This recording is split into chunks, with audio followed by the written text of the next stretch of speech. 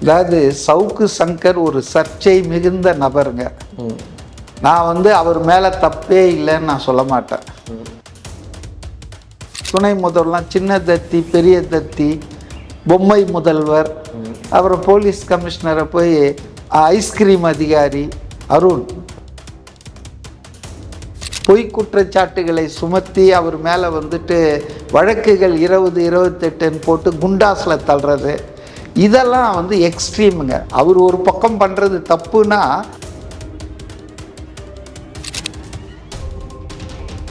ஊடகவியலாளர்களை குண்டர் சட்டத்தில் போடுறது, சிறையில் அடைக்கிறது, இதெல்லாம் அரசாங்கம் செய்யக்கூடாது. சகிப்புத்தன்மை வேணும். அரசியல் பண்ணாமல் அவியலாக பண்ணுவாங்கன்னு கேட்டவர் தானே இப்போ முதல்வராக இருக்கார். அவர் என்ன பயங்கரவாதியா தீவிரவாதியா எங்கேயா ஓடுற போகிறாரா? அவர் அரெஸ்ட் பண்ணதை பாருங்கள் நீங்கள். அது எவ்வளோ, அதான் வன்மம் எவ்வளோ இருக்குது பாருங்கள். அவங்க ஒரே நோக்கம் என்னென்னா இவர் வாயை தரக்கூடாது, அவருடைய அந்த மீடியா எலெக்ஷன் வரைக்கும் தங்களுக்கு பிரச்சனையை உண்டாகக்கூடாதுன்றது. இது சரியான அணுகுமுறை இல்லை, ஜனநாயகம் இல்லை. மோசடி ஊழல் புகார்லாம் நிறைய வந்துச்சு UPA 2ல். UPA 1 அந்த 2004 to 2009 இருக்கு பாருங்கள், பொற்காலம் சொல்லலாம் இந்தியாவுக்கு. அம்பானி அதானி போன்றவர்கள் இன்றைக்கி அப்படியே பல்கி பெருகிட்டு இருக்காங்க. எல்லா ஏர்போர்ட்டும் அதானி கிட்ட தான் இருக்குது, பெரும்பகுதி ஹார்பர்லாம் அதானி கிட்ட தான் இருக்குது. நீங்கள் ஏர்லைன்ஸ் எடுத்துங்க, 60% ஏர்லைன்ஸு இண்டிகோன்ற தனியார் நிறுவனத்துக்கிட்ட இருக்குது. மிச்சம் 30% டாட்டா ஏர் இந்தியா வாங்கிட்டார், அவர்கிட்ட இருக்குது. இந்தியன் கவர்மெண்ட்டுக்கிட்ட என்ன இருக்குது? ஒன்றுமே கிடையாது. உத்தரப்பிரதேசத்தில் இந்த யோகி ஆதித்யநாத் அலகாபாத்ன்றது ஒரு பெரிய பாரம்பரியமிக்க வரலாற்று சிறப்புமிக்க நகரம், அதுக்கு பிரயாக்ராஜின்னு பேரை மாற்றிட்டார். இப்படி முஸ்லீம்கள் பேரில் இருக்கிறதெல்லாம் இந்துக்கள் பேராக மாற்றிக்கிட்டு இருக்காங்க.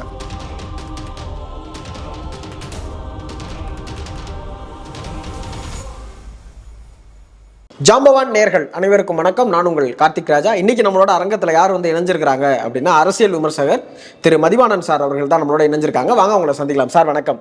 வணக்கம். நல்லா இருக்கீங்களா சார்? நல்லா இருக்கேன். மகிழ்ச்சி.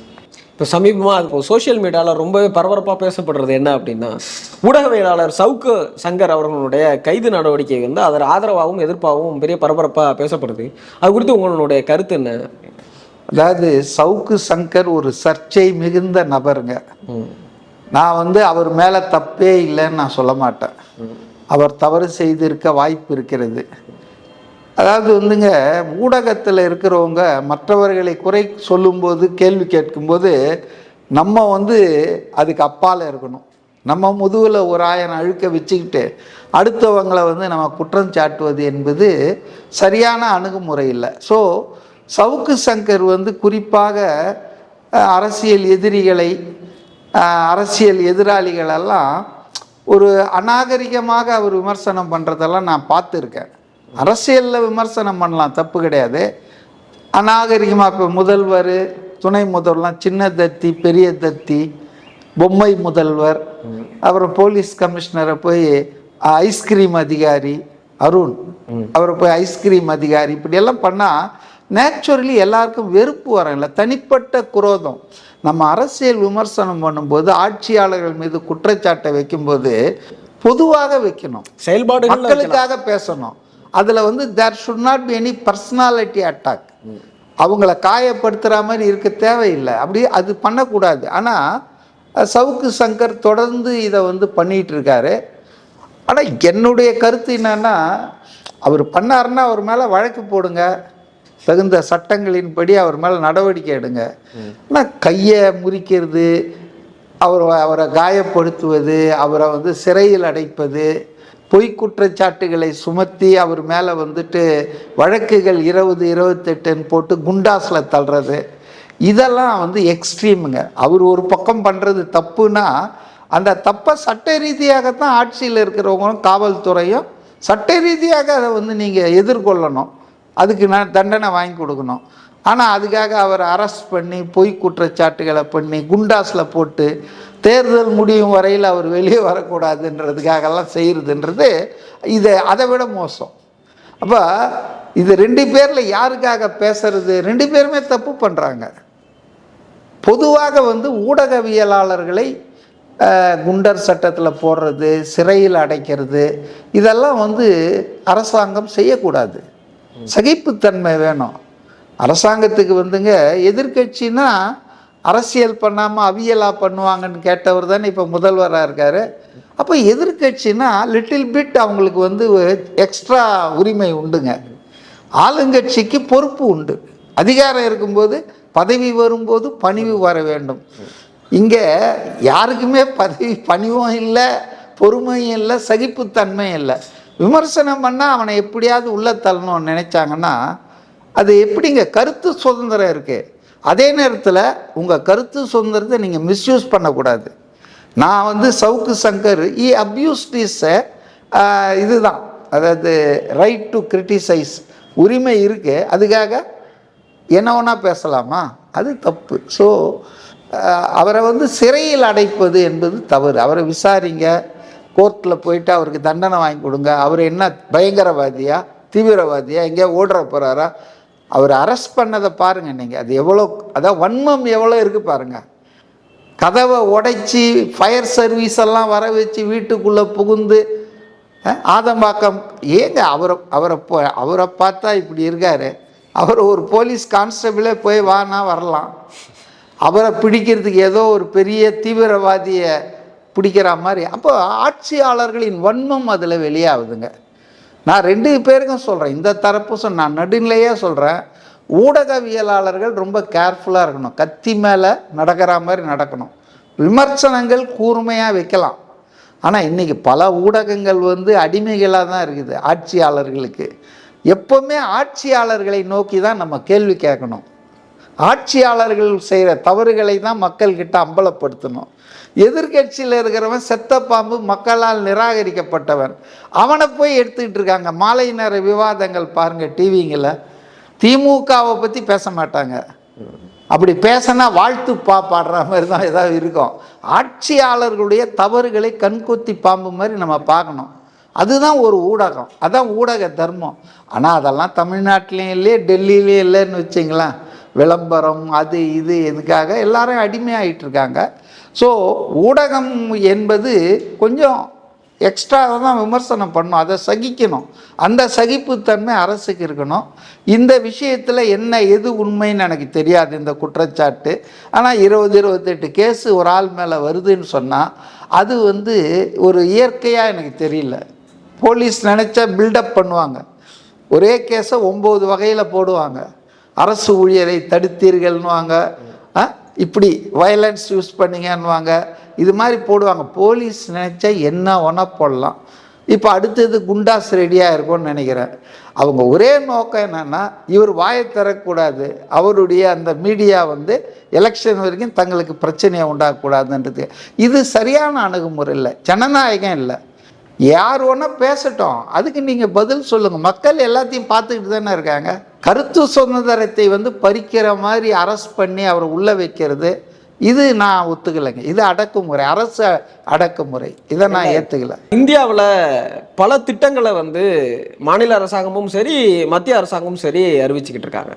அப்படி சில திட்டங்களுக்கு பெயர் மாற்றதாக இருக்கட்டும் அல்லது புது பெயர் வைக்கிறதா இருக்கட்டும் அப்படின்னா அந்த திட்டங்கள் வந்து தடைபடாமல் வேற வேற பேரில் நடந்துக்கிட்டே தான் இருக்குது.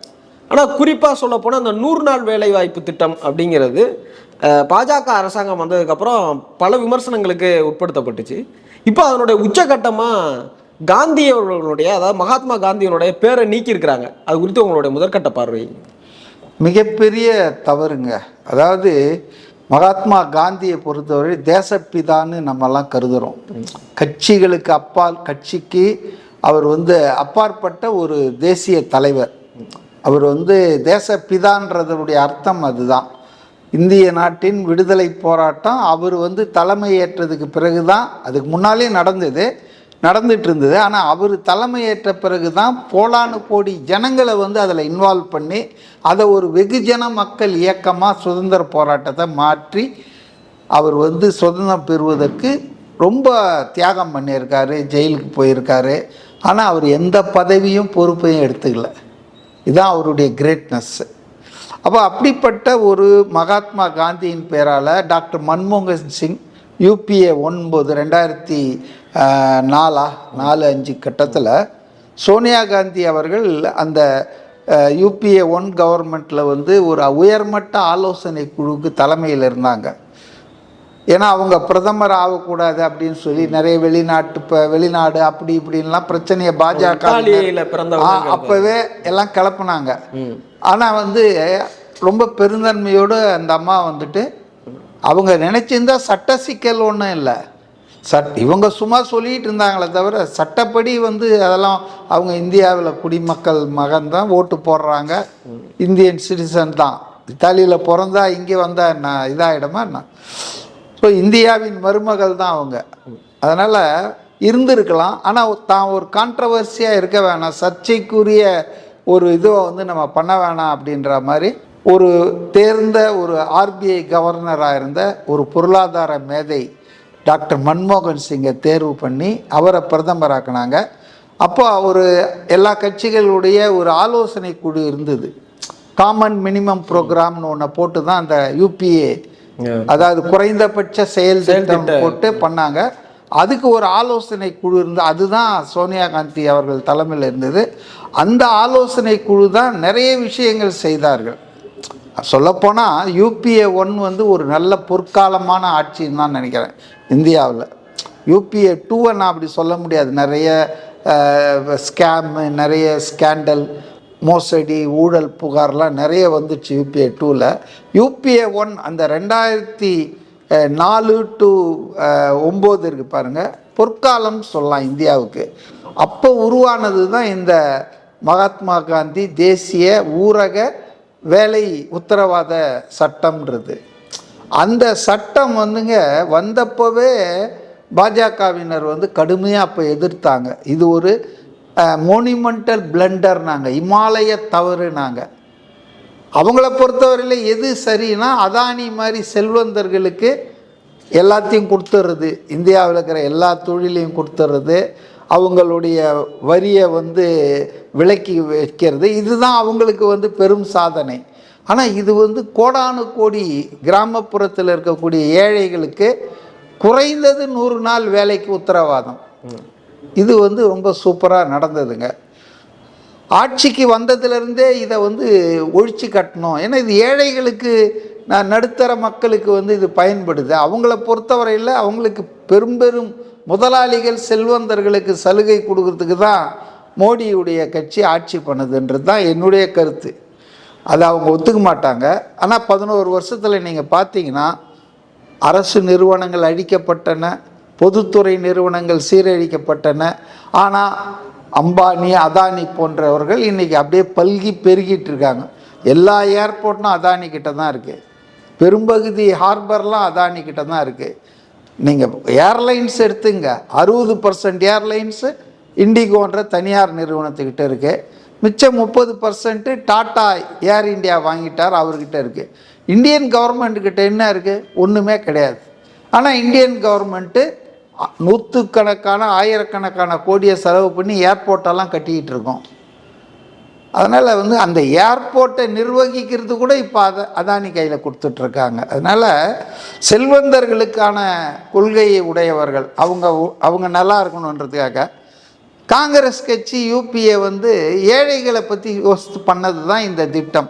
இப்போ இந்த திட்டத்தினால் நிறைய செலவாகுதுன்னு சொல்லி உங்களுக்கு கண்ணை அப்படியே ரொம்ப பிரச்சனையாக இருந்தது. முதல்ல என்ன பண்ணாங்கன்னா, முதல் கட்டத்தில் எடுத்தவுடனே அதை ஒன்றும் செய்ய முடியாதுன்றதால அதுக்கு ஃபண்டு அலாட் பண்ணுறதெல்லாம் குறைச்சாங்க. அப்புறம் ஃபண்டு வந்து டிலே பண்ணாங்க. இதனால் அந்த வேலையில் செய்கிறவங்களுக்கு உரிய காலத்தில் சம்பளம் கொடுக்குறதெல்லாம் இல்லாமல் போச்சு. அப்புறம் என்ன ஆச்சுன்னா, ஒரு 10% மாநில அரசாங்கம், 90% நாங்கள் தருவோம் அப்படின்னு அந்த 100% மன்மோகன் சிங் கொடுத்துட்டு இருந்ததை கொஞ்சம் குறைச்சாங்க. மாநில அரசுக்கு நீங்களும் பங்கு வைங்கன்னு. ஆனால் இப்போ புதுசாக அவங்க போட்டிருக்கிற அந்த சட்டம் இன்னும் போடலை. அதை தான் இப்போ பார்லிமெண்ட்டில் விவாதத்தில் இருக்குது. அதில் 2 தப்பு பண்ணியிருக்காங்க. ஒன்று என்னன்னா, இந்த 100% செலவை மத்திய அரசு இருந்த நிலைமையை மாற்றி 60% செலவை தான் நாங்கள் ஏற்றுக்கோம், 40% வந்து தமிழ்நாடு அல்லது கேரளா அல்லது எந்த மாநிலம் இருக்குதோ அந்த மாநிலம். இப்போ இன்னைக்கு பார்த்தேன் நான் செய்திகளில், இந்த ஒரு சட்டம் நிறைவேறினா உடனடியாக தமிழ்நாட்டில் 4500 கோடி ரூபாய் அதிக செலவு பண்ணோம். ஏன்னா இவங்க 40% கொடுக்கணுன்ற நிலையாகுது. 4500 கோடி ரூபாய் ரொம்ப கஷ்டமான விஷயம் மாநிலங்களுக்கு. அதே போல் தேவையில்லாமல் மகாத்மா காந்தி ஊரக வேலை வாய்ப்பு திட்டத்தை பேரை மாற்றுறாங்க. எதுக்கு இதை மாற்றணும்? இப்போ மகாத்மா காந்தி ஒன்றும் ஒரு பெரிய கட்சி பாலிட்டிக்ஸில் சம்மந்தப்பட்டவர் கிடையாது, தேசப்பிதா. இப்போ டாக்டர் மன்மோகன் சிங் ஒருவேளை ராஜீவ் காந்தின்னு வச்சுருந்தா கூட நீங்கள் மாற்றுறதுல ஒரு அரசியல் நியாயம் இருக்கிறத நான் புரிஞ்சுக்குவேன். ஆனால் மாற்றக்கூடாது. அந்தந்த காலகட்டத்தில் இப்போ அண்ணா யூனிவர்சிட்டின்னு ஒன்று இருக்குது. இப்போ காங்கிரஸ் கட்சிக்கு காமராஜர் யூனிவர்சிட்டின்னு போடுவாங்களா? இதெல்லாம் காலத்தின் கட்டாயம் தானே. அப்போ அந்த பெயர் மாற்றம் பண்ணக்கூடாது. இப்போ பண்ணிகிட்டு இருக்காங்க பாருங்கள். உத்தரப்பிரதேசத்தில் இந்த யோகி ஆதித்யநாத் அலகாபாத்ன்றது ஒரு பெரிய பாரம்பரியமிக்க வரலாற்று சிறப்புமிக்க நகரம், அதுக்கு பிரயாக்ராஜின்னு பேரை மாற்றிட்டார். இப்படி முஸ்லீம்கள் பேரில் இருக்கிறதெல்லாம் இந்துக்கள் பேராக மாற்றிக்கிட்டு இருக்காங்க. இப்போ சென்னைன்னு மாற்றுறது தப்பு கிடையாது, தமிழில் மெட்ராஸ்ன்றது சென்னையாக மாற்றினாங்க. அதே போல் பாம்பேன்றதை மும்பையாக மாற்றினாங்க. கல்கத்தான்றதை கொல்கத்தான், ஆங்கிலேயன் அவன் உச்சரிப்புக்கு ஏற்ற மாதிரி திரும்பி பண்ணிட்டான் நம்ம பெயர்களை. அதை மாற்றினா அதில் ஒன்றும் தப்பு கிடையாதுங்க. இப்போ ட்ரிவாண்ட்ரம்னு சொல்லி கேரளாவில் தலைநகரத்தை திருவனந்தபுரம்னு மாற்றினாங்க. நம்ம மொழிக்கு மாற்றினா தப்பு இல்லை. ஆனால் இருக்கிற ஒரு மாவட்டம், ஒரு ஊர் பேரெல்லாம் முஸ்லீம் பேரில் இருந்து அதை மாற்றுறதுன்னு நினச்சா இது எங்கே போய் முடியும்? ஆக பாஜகவினர் மகாத்மா காந்தியின் பெயரை இதுக்கு மாற்றி இருப்பது அவங்களுடைய மகாத்மா காந்தி மேலே இருக்கிற வெறுப்பை தான் காட்டுது. அதுக்காக காரணம் என்னென்னா, அவங்களுக்கும் சுதந்திர போராட்டத்துக்கும் சம்மந்தமே இல்லை. ஆர்எஸ்எஸ்காரங்களோ ஜனசங்கத்துக்காரரோ இன்றைக்கி பிஜேபி இன்றைக்கி இருக்குது, அதனால் நம்ம அவங்கள சொல்ல முடியாது. ஆனால் சுதந்திரத்துக்கு முன்னால் இருந்தே ஆர்எஸ்எஸ் இருக்குது. 1925 உருவாக்கப்பட்டது. அதே மாதிரி தான் பாரதிய ஜனசங்கம் ரொம்ப வருஷமாக இருந்தது. அதனுடைய புது வடிவம் தான் இது பிஜேபின்னு இன்றைக்கி இருக்குது. இவங்க யாருமே பார்த்திங்கன்னு சொன்னால் தேச விடுதலைக்கான போராட்டத்தில் பங்கெடுத்ததாக ஒருவரையும் சொல்ல முடியாது. காமராஜர் தமிழ்நாட்டில் 9 வருஷம் ஜெயிலில் இருந்திருக்காருங்க. நேரு 9.5 வருஷம் ஜெயிலில் இருந்திருக்காரு. காந்திக்கு கணக்கே கிடையாது, ஜெயிலில் இருந்திருக்காரு. ஆனால் பாஜக தலைவர்களோ ஜனசங்க தலைவர்களோ ஆர்எஸ்எஸ் தலைவர்களோ இந்து மகாசபை தலைவர்களோ யாராவது ஒருத்தர் பிரிட்டிஷாரை எதிர்த்து இந்த தேசத்துக்காக போராடினாங்க, ஜெயிலில் இருந்தாங்க அப்படின்னு சொல்ல முடியாது. அதனால தான் என்ன பண்ணுறாங்கன்னா, சர்தார் வல்லபாய் பட்டேல்ன்ற காங்கிரஸ்காரை இவங்க திருடிக்கிறாங்க. பட்டேல்ன்றாங்க. அவர் ஒரு குஜராத்தி என்பதால் மட்டுமல்ல, அவர் நேருவை எதிர்த்தார் காங்கிரஸ்குள்ளன்றதால உடனே இவங்க அவரை கபலீகரம் பண்ணுறாங்க. இப்போ கொஞ்சம் பேர் எம்ஜிஆரை எல்லாரையும், இப்போ அண்ணாவை இப்போ எல்லாருமே எடுத்துக்கிறாங்க இல்லையா? அதை மாதிரி. அதனால் பேர் மாற்றம் மிகப்பெரிய தவறு. அதே போல் இந்த ஃபண்ட் அலாட்மெண்ட்டில் சென்ட்ரல் கவர்மெண்ட் எல்லா ஃபண்டையும் வாங்கிக்கிறீங்க, ஜிஎஸ்டின்னு போட்டு எல்லாத்தையும் நீங்கள் மாநில அரசின் வருவாய் எல்லாத்தையும் நீங்கள் வாங்கிட்டு செலவு மட்டும் மாநில அரசு தலைமையில் திருப்பி கட்டிக்கிட்டு இருந்தீங்கன்னா அது எந்த வகையில் நியாயம்? இது ஒரு தவறான நடவடிக்கை. அராஜகம், ஆணவம், அதிகாரம் இருக்குன்றதுக்காக என்ன ஒன்றா பண்ணலான்னு மோடி சர்க்கார் பண்ணிகிட்ருக்காங்க. இது அவங்க அழிவில் தான் கொண்டு போய் முடியுங்க. மக்கள் இதை விரும்பலைங்க. அரங்கத்திற்கு பல்வேறு கேள்விகளுக்கு பதில் சொல்லியிருந்தீங்க. உங்கள் கருத்துக்களுக்கும் நேரங்களுக்கும் நன்றி சார்.